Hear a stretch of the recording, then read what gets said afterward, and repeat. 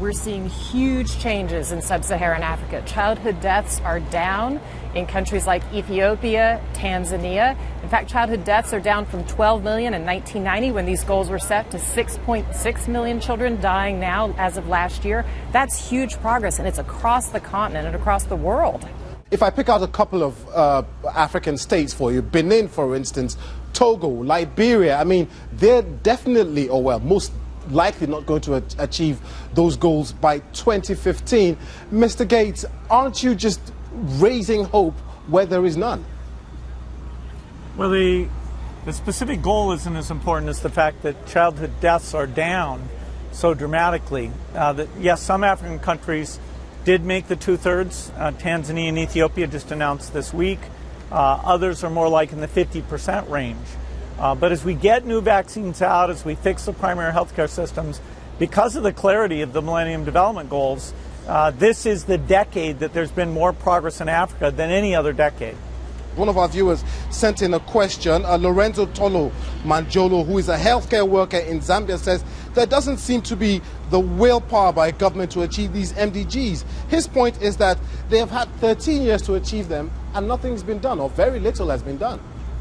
Well, but that's not true. Yeah. If you look in Rwanda, Malawi, which was one of the poorest countries in Africa, Tanzania, Ethiopia, Rwanda and Malawi have Rwanda and Ethiopia and now Malawi are building out their healthcare system, these tiny little health posts with 15,000 of them and 30,000 healthcare workers. They're reaching the most remote villages. I was just there seeing the progress in August. I'll be there again in November.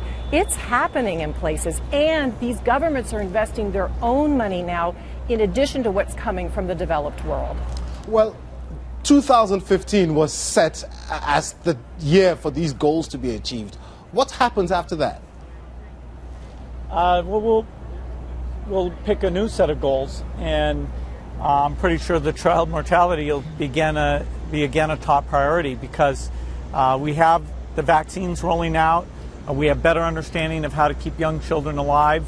And as you say, there are many African countries that still have not followed the best practices that the leaders have shown make a huge difference.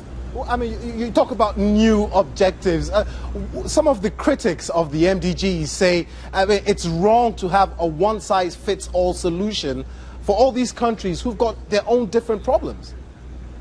Yes, but if you set a goal of getting childhood deaths down, then it's up to country by country for them to decide what they want to do and how they want to go about that. But they're also learning from one another about what's working, and then they're spreading those practices. So it's a high-level world goal, but it's implemented by each country in a way that makes sense for their country.